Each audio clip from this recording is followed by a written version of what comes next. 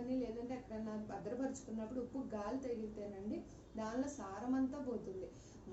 మనం కూడా మనం ఇష్టం వచ్చినట్టు లోకానికి మనల్ని వదిలేసేసుకొని, అంటే మనసుని అన్ని విషయాల్లో కూడా ఏది చూసినా తప్పులేదు, ఏది చేసినా తప్పులేదు, అంటే చెప్పాలంటే చెడు వ్యసనాలకు బానిసైన వాళ్ళు అసలు తప్పే కాదనుకుంటారు. మందు సిగరెట్ ఇవన్నీ కూడా ఏముందిలే తప్పు అనుకుంటారు. తప్పని ఎందుకు అని అనేది అది తాగితే మంచిది కాదు, ఆరోగ్యం పాడైపోతుంది. ఆరోగ్యం పాడైపోతే ఏముందండి, నీ ఆరోగ్యం పాడైపోయేది కాక నువ్వు ఇదైపోయేది కాక కుటుంబంలో కూడా ఎంతమంది ఉంటారు, వాళ్ళకి నువ్వు చక్కగా ఆధారమై ఉన్నప్పుడు వాళ్ళు ఎలా జీవిస్తారన్న ఆలోచన కలగట్లేదా మీరు?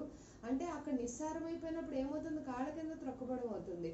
నువ్వు కూడా నిస్సారంతో పోగొట్టుకొని బలాన్ని శక్తిని పోగొట్టుకొని లోకానుసారంగా జీవిస్తూ అదే మంచి అనుకుంటూ నువ్వు కూడా సారాన్ని పోగొట్టుకున్నప్పుడు ఏమవుతుంది, నువ్వు కూడా కాళ్ళ కింద త్రొక్కవేయబట్టం అంటే ఏంటి, నీ జీవితం కూడా అలా నిస్సారంగా అయిపోయి కాళ్ళ కింద త్రొక్కబెట్టి నీ జీవితం ఎందుకు పనికిరాదు, సారం లేదు, ఏమీ లేదు, అందులో జీవం లేదు. ఎవరేమన్నా సరే అబ్బో వీళ్ళు ఇంతేలే ఇలాగే ఉంటారులే అనుకుంటారు. అలా కాదు ఉండమనేది. మీరు లోకానికి ఉప్పై ఉన్నారు అని అంటే మరింతగా మనం ఆహార పదార్థాల్లో ఉప్పు వేస్తే ఎంత రుచిగలి మనం భుజిస్తున్నామో, మంచిగా జీవిస్తున్నామో, శక్తిని పొందుకొని దేవుడు లేఖానుసారం కూడా మనం ఆహారాన్ని ఆయన ఉప్పుగా మనల్ని నియమించుకున్నాడు. ఎందుకనంటే ఉప్పు అనేది లేకపోతే ఎలాగా ఏ పదార్థాన్ని భుజించలేమో ఆ ఉప్పుతో ఎందుకు పోల్చి ఉన్నాడు.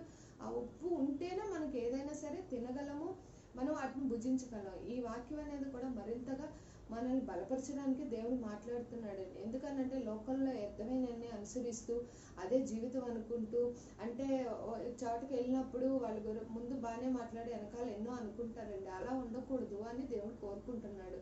మనం ముందు ఒక మాట వెనక ఒకే మాటగా ఉండాలని దేవుడు కోరుకుంటున్నాడు. ఎందుకనంటే అబ్బో వాళ్ళు వెళ్ళిపోయాక అబ్బో వాళ్ళు అదంటే ఇదంట అంతేలే అంటారు. అలా కాదు, వాళ్ళు ముందైనా వెనకైనా సరే అమ్మ చాలా మంచి వ్యక్తులు, చక్కగా ఉంటారు, వాళ్ళు అన్ని విషయాల్లో కరెక్ట్గా ఉంటారు, మాట మీద నిలబడతారు, వాళ్ళు చేసే పని ఏదైనా సరే కరెక్ట్గా ఉంటుంది అని అంటే ఏంటి, ఉప్పు విధంగా అక్కడ అన్ని విషయాల్లో కూడా కరెక్ట్. ఉప్పు అంటే ఏంటి, అన్ని విషయాల్లో కూడా పర్ఫెక్ట్గా అక్కడ మనల్ని నియమించుకున్నాడు దేవుడు.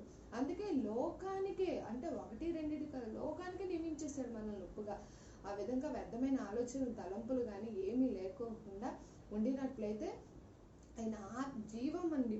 అంటే ఏంటి, ఆయన విషయంలో మనం గనక ఆత్మ విషయం దీనులైన వారు ధన్యులు, పరలోక రాజ్యం వారిది. అంటే ఏంటి, ఆయన వాక్యానుసారంగా నడుచుకుంటూ దీన మనసు కలిగి మనం చక్కగా జీవిస్తూ ఆయనకి మనల్ని లోకానికి ఉప్పుగా నియమించాడు దేవుడని మరింతగా జ్ఞాపకం చేసుకుంటూ ఈ వాక్యం వింటూ